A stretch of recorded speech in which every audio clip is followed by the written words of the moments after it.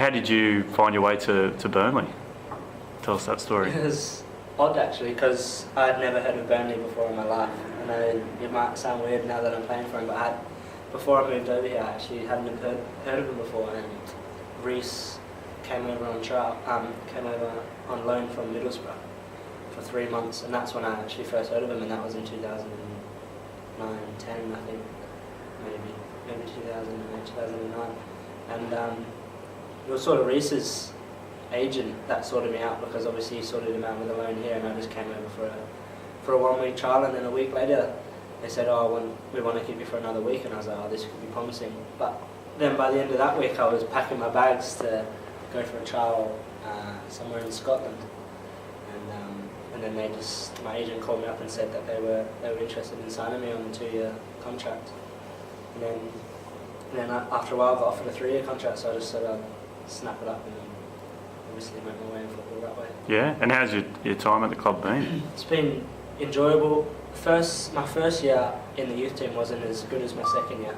I didn't really play much because we had a really big squad in my first year, and then my second year I was just starting right back for the youth team and the reserves, and I was getting a lot of games. I think I played 50 plus games in the whole of last season, and obviously we became second in our league, made it to the semi-finals of the Youth Cup, made it to the final of another cup.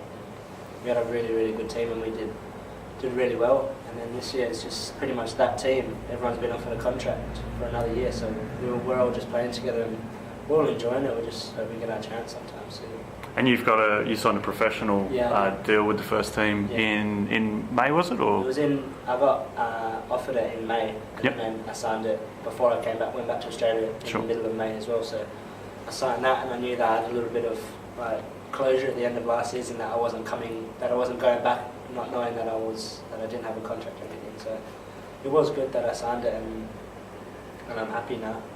It's a lot different being professional than it is in the youth team. You're not watched over as much, and you get a little bit more freedom, but it's still really, really good. Yeah. And what's been your highlight at the club so far? Definitely getting to the Youth Cup semi-final against Blackburn, playing in front of 11,000 at Ewood Park and then 13,000 here. Yeah. The passion the fans showed just for a youth team game was unbelievable. It was definitely the best footballing highlight that I've had so far.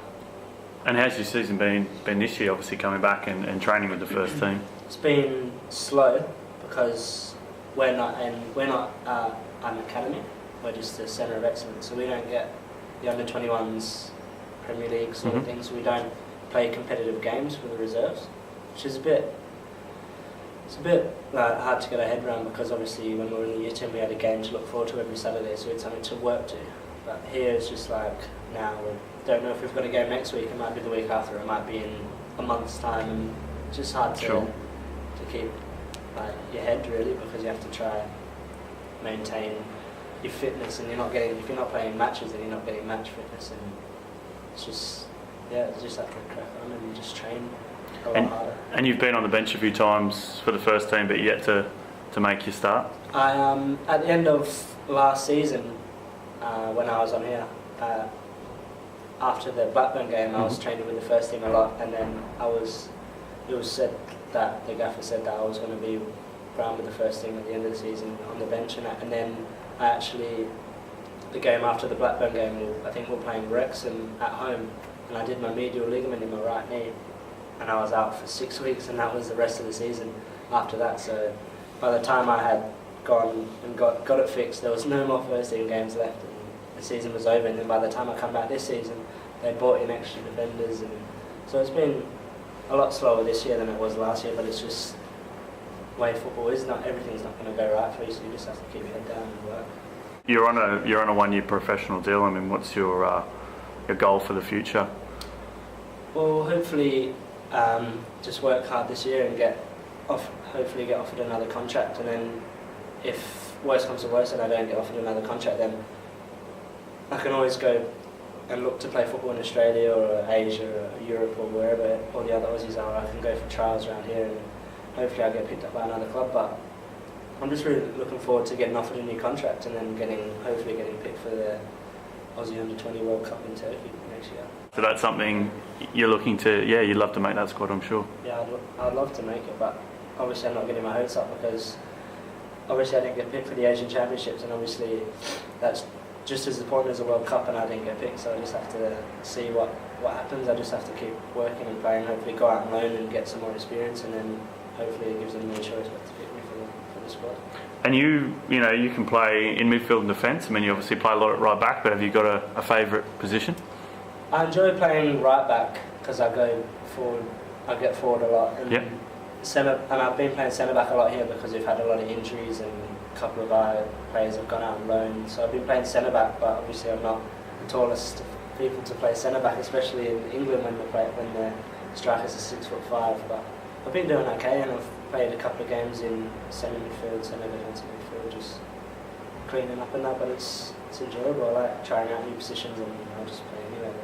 Talking about your older brother, I mean, he represented Wales in their juniors. Have you had any interest from Wales? Because obviously I think you're eligible for Wales, England, India and Australia with your background. Yeah, that's really weird as well. I've not really heard of anyone that could have played for 4 different countries, especially the 4 countries that have been that I can play for. But Rhys played for the under-21s Wales, and I did think of that because last year or the year before, it was in last season, Australia, there was a under-20s camp in Surrey or something like that, and I didn't get picked for it, and I was a bit upset about it, and I did think about going to Wales, but obviously my heart's with Australia, and I would love to play for Australia, but obviously not everyone gets to play for their country, so if worse comes to worse again, then I'll just see wherever I can play. And can you tell me, I guess, a little bit about your background? Grew up in Perth, and obviously, your twin brother is now playing with Fulham, and your older brother Rhys, as most people know, is a Socceroo and playing with Middlesbrough. So a big footballing family. Your mum represented WA, and your dad was a good footballer as well. Yeah, it was just growing up. Really, it was just football. Really, and it was odd because obviously everyone that we hung around with when I was a kid in primary school and high school, a lot of them were AFL fans, so it's sort of hard to continue doing what we were doing playing football. But obviously when my mum was playing for WA, I used to go and watch her when I was younger. My dad was playing at one of the top leagues in Perth, and I was watching him when I was younger, so it was pretty much football was just drilled into my brain since I was younger. And obviously with Rhys growing up, he moved to England when he was 16, the same age that I moved, and I would have been 11. So we've seen all the steps that he went through to get where he is now, and it's just pretty much just showed us the path. Rhys has helped us out massively in every way that we went about coming over, and we just played for ECU, or Kingsley to start. Kingsley was like a little local team, and then we played for ECU Junior Club, and they had a good academy. The A-League, I mean, do you follow that? Are you a Perth Glory fan, or do you follow it much from over here? Yeah, I'm a big A-League fan, a big A-League fan, especially Perth Glory. I have a couple of friends that play for the Glory youth team and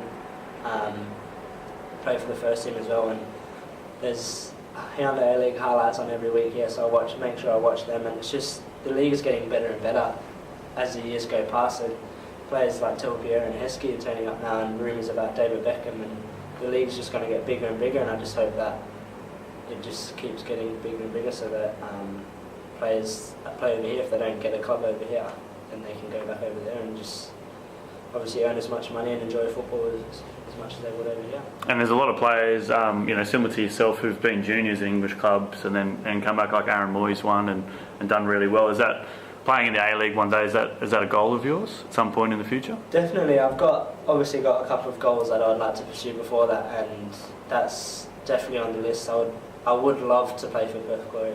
That would be my dream or my goal for later on in life. But obviously I want to pursue my career as long as I can over here and make a name for myself, and then just see where it goes from there.